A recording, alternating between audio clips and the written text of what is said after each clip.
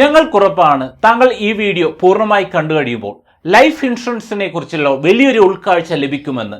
ഞങ്ങൾ പറഞ്ഞത് ശരിയാണെങ്കിൽ താങ്കൾ ഈ വീഡിയോ കണ്ടതിന് ശേഷം താങ്കളുടെ സുഹൃത്തുക്കൾക്ക് എല്ലാവർക്കും തന്നെ ഷെയർ ചെയ്യണം.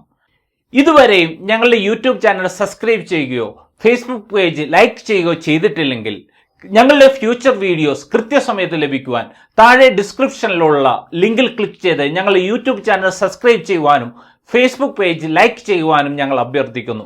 അതോടൊപ്പം തന്നെ യൂട്യൂബ് നോട്ടിഫിക്കേഷന് വേണ്ടി ബെൽ ബട്ടൺ ആക്ടിവേറ്റ് ചെയ്യാൻ മറക്കരുത്. ഇന്നേ ദിവസത്തെ എപ്പിസോഡിലൂടെ നമ്മൾ മനസ്സിലാക്കുവാൻ പോകുന്നത് എന്താണ് യഥാർത്ഥ ലൈഫ് ഇൻഷുറൻസ് എന്നതിനെ കുറിച്ചാണ്. അതിനുവേണ്ടി നമുക്ക് തൊമ്മിച്ചന്റെ ജീവിതത്തിലേക്ക് നമുക്ക് കടക്കാം. ഈയിടെ തൊമ്മിച്ചന്റെ ഉറ്റ സുഹൃത്ത് ക്യാൻസർ വന്ന് മരിക്കുകയുണ്ടായി. നല്ലൊരു തുക ലോൺ ബാധ്യതയും 2 പെൺമക്കളുമുള്ള ഇദ്ദേഹം 50,000-ലധികം തുക ലൈഫ് ഇൻഷുറൻസ് പോളിസികൾക്ക് വേണ്ടി അടയ്ക്കുന്നുണ്ടായിരുന്നു. എന്നാൽ ഇദ്ദേഹത്തിന് മരണത്തിന് ശേഷമാണ് അറിഞ്ഞത് ഇദ്ദേഹം എടുത്തിരുന്നത് ഒരു മണി ബാക്ക് പോളിസി ആയിരുന്നു, അതുകൊണ്ട് 10 ലക്ഷം രൂപ മാത്രമേ ലഭിക്കുകയുള്ളൂ എന്ന്.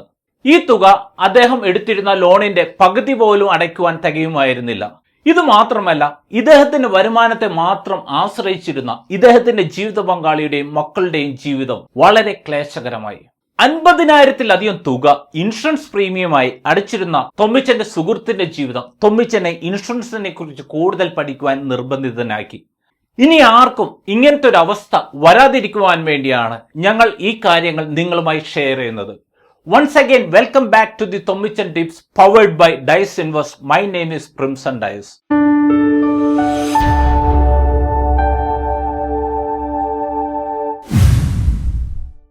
Thommichan Tips എന്ന ഫിനാൻഷ്യൽ വീഡിയോ ബ്ലോഗിന്റെ പുതിയ എപ്പിസോഡുമായി നിങ്ങളുടെ മുമ്പിൽ വരുവാൻ എന്നെ അനുവദിച്ച ദൈവത്തിന് നന്ദി. സുഹൃത്തിന്റെ മരണത്തെ തുടർന്ന് ഇൻഷുറൻസിനെ കുറിച്ച് പഠിക്കുവാൻ ഇറങ്ങിയ തൊമ്മിച്ചന് മനസ്സിലായത് ഞെട്ടിക്കുന്ന വിവരങ്ങളാണ്. ഇന്ന് ഫിനാൻഷ്യൽ സെക്ടറിൽ ഏറ്റവും കൂടുതൽ മിസ് സെല്ലിംഗ് നടക്കുന്ന ഒരു മേഖലയാണ് ലൈഫ് ഇൻഷുറൻസ് മേഖല. ഭൂരിഭാഗം വ്യക്തികളും തൊമ്മിച്ചന്റെ സുഹൃത്തിനെ പോലെ എന്താണ് ലൈഫ് ഇൻഷുറൻസ് എന്ന് പോലും അറിയാതെ ഒരു നിക്ഷേപം എന്ന രീതിയിലാണ് ലൈഫ് ഇൻഷുറൻസ് പോളിസി എടുക്കുന്നത്. അതുകൊണ്ട് വലിയൊരു തുക പ്രീമിയം അടക്കുന്ന ഇവർക്ക് ആർക്കും തന്നെ വേണ്ടത്ര ലൈഫ് കവറേജ് ഇല്ല. നമുക്കാദ്യം എന്താണ് ലൈഫ് ഇൻഷുറൻസ് എന്ന് നമുക്ക് നോക്കാം. ഉദാഹരണത്തിന് തൊമ്മിച്ചന് 35 വയസ്സാണുള്ളത്. മാതാപിതാക്കൾ ഉൾപ്പെടെയുള്ള തൊമ്മിച്ചന്റെ കുടുംബാംഗങ്ങളെല്ലാവരും തൊമ്മിച്ചൻ എന്ന ഒരു വ്യക്തിയുടെ ഇംഗത്തെ മാത്രം ആശ്രയിച്ചാണ് ജീവിക്കുന്നത്. അതിനു പുറമെ തൊമ്മിച്ചന്റെ വരുമാനം മുന്നിൽ കണ്ട് തൊമ്മിച്ചൻ പല ലോണുകളും എടുത്തിട്ടുണ്ട്. അതായത് തൊമ്മിച്ചന്റെ കുടുംബത്തെ സംബന്ധിച്ച് തൊമ്മിച്ചൻ കൊടുക്കുന്നത് ഫിസിക്കൽ പ്രസൻസ് മാത്രമല്ല, കുടുംബത്തിന്റെ ഏക വരുമാന സോഴ്സും കൂടിയാണ്. ഇത് തൊമ്മിച്ചന്റെ കുടുംബത്തിന്റെ ഒരു മാജിക് ബില്ലാണ്. ഇതിൽ പലതരത്തിലുള്ള എക്സ്പെൻസുകളുണ്ട്. ഫുഡ് എക്സ്പെൻസ് ഉണ്ട്, ഹൗസിംഗ് ലോൺ ഉണ്ട്, അതോടൊപ്പം തന്നെ യൂട്ടിലിറ്റി ബിൽസ് ഉണ്ട്, ഹോളിഡേയ്സ് ഉണ്ട്, കാർ ഇൻസ്റ്റാൾമെൻ്റ് ഉണ്ട്, മെഡിക്കൽ എക്സ്പെൻസുകളുണ്ട്, ഡ്രസ്സിങ്സ് ഉണ്ട്, കുട്ടികളുടെ എഡ്യൂക്കേഷൻ ഉണ്ട്. ഈ എക്സ്പെൻസുകളെല്ലാം തൊമ്മിച്ചൻ എന്ന ഒരു വ്യക്തിയുടെ ഇംഗത്തെ മാത്രം ആശ്രയിച്ചാണ് പോകുന്നത്. അതായത് തൊമ്മിച്ചൻ്റെ കുടുംബത്തെ സംബന്ധിച്ച് തൊമ്മിച്ചൻ്റെ ഇൻകം വളരെ ഇമ്പോർട്ടൻ്റ് ആയിട്ടുള്ള ഒരു കാര്യമാണ്. ഏതെങ്കിലും കാരണത്താൽ ഒരു രോഗം മൂലമോ ഒരു അപകടം മൂലമോ തൊമ്മിച്ചൻ മരണമടഞ്ഞാൽ തൊമ്മിച്ചൻ്റെ കുടുംബത്തിലേക്കുള്ള ഏക വരുമാന സോഴ്സും ഇതിലൂടെ ഇല്ലാതാകുകയാണ്. ഇവിടെ നമ്മൾ നോക്കുകയാണെങ്കിൽ ഈ പറഞ്ഞ ചെലവുകളെല്ലാം അതേപോലെ ഉണ്ടാവും, എന്നാൽ ഇവിടെ വരുമാനം ഉണ്ടാവുകയില്ല. തൊമ്മിച്ചന് ആവശ്യത്തിനുള്ള ഒരു ഇൻഷുറൻസ് കവറേജ് ഉണ്ടായിരുന്നുവെങ്കിൽ തൊമ്മിച്ചൻ്റെ അഭാവത്തിലും തൊമ്മിച്ചൻ്റെ കുടുംബാംഗങ്ങൾക്ക് ഈ പറഞ്ഞ ചെലവുകളെല്ലാം ഒരു മുടക്കം കൂടാതെ മുന്നോട്ട് കൊണ്ടുപോകാൻ സാധിക്കുമായിരുന്നു. ഇതാണ് ശരിക്കും ലൈഫ് ഇൻഷുറൻസ്. അല്ലാതെ കുട്ടികളുടെ മാരേജിന് വേണ്ടിയോ വിദ്യാഭ്യാസത്തിന് വേണ്ടിയോ നമ്മളെ റിട്ടയർമെൻറ്റിന് വേണ്ടിയുള്ള ഒരു പ്രൊഡക്റ്റ് അല്ല ലൈഫ് ഇൻഷുറൻസ്. നമ്മൾ ജീവിതത്തിൽ ആകസ്മികമായി എന്ത് കാര്യവും ഏത് സമയത്തും സംഭവിക്കാം. നമുക്കൊരു ചെറിയൊരു വീഡിയോ കാണാം.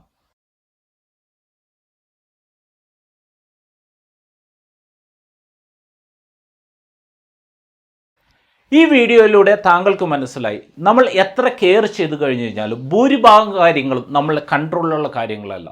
അതുകൊണ്ട് നമുക്ക് ലൈഫ് ഇൻഷുറൻസ് നമുക്ക് അത്യാവശ്യമായിട്ട് തന്നെ വേണം. ലൈഫ് ഇൻഷുറൻസിന് ഒരിക്കലും ഇൻഫ്ലേഷനെ ബീറ്റ് ചെയ്യാൻ സാധിക്കാത്തതിനാൽ അതൊരു നിക്ഷേപം എന്ന രീതിയിൽ നമ്മൾ കാണരുത്. കൂടുതൽ വിവരങ്ങൾക്ക് തൊമ്മിച്ചൻ ടിപ്സിൻ്റെ 2ാമത്തെ എപ്പിസോഡ് നിങ്ങൾ കാണുക. അടുത്തതായി നമുക്ക് എത്ര ഇൻഷുറൻസ് കവറേജ് വേണ്ടിവരും എന്ന് നോക്കാം. നമുക്കാവശ്യമായ ലൈഫ് ഇൻഷുറൻസ് കവറേജ് കാൽക്കുലേറ്റ് ചെയ്യുന്ന മെത്തേഡിന് പറയുന്ന പേരാണ് ഹ്യൂമൻ ലൈഫ് വാല്യൂ കാൽക്കുലേഷൻ. നമ്മൾ വയസ്സും വരുമാനവും ചെലവും റിട്ടയർമെന്റ് ഏജ് എല്ലാം ഉൾക്കൊള്ളിച്ചുകൊണ്ട് ഇൻഷുറൻസ് കവറേജ് കാൽക്കുലേറ്റ് ചെയ്യുന്ന മെത്തഡിനെയാണ് ഹ്യൂമൻ ലൈഫ് വാല്യൂ കാൽക്കുലേഷൻ എന്ന് പറയുന്നത്. ഈ വീഡിയോയുടെ ഡിസ്ക്രിപ്ഷനിൽ വളരെ സിമ്പിൾ ആയിട്ടുള്ള ഒരു ഹ്യൂമൻ ലൈഫ് വാല്യൂ കാൽക്കുലേഷന്റെ ഒരു ലിങ്ക് കൊടുത്തിട്ടുണ്ട്. അതിൽ ക്ലിക്ക് ചെയ്ത് നിങ്ങൾക്ക് ആവശ്യമായ ഇൻഷുറൻസ് കവറേജ് നിങ്ങൾക്ക് ചെക്ക് ചെയ്യാവുന്നതാണ്.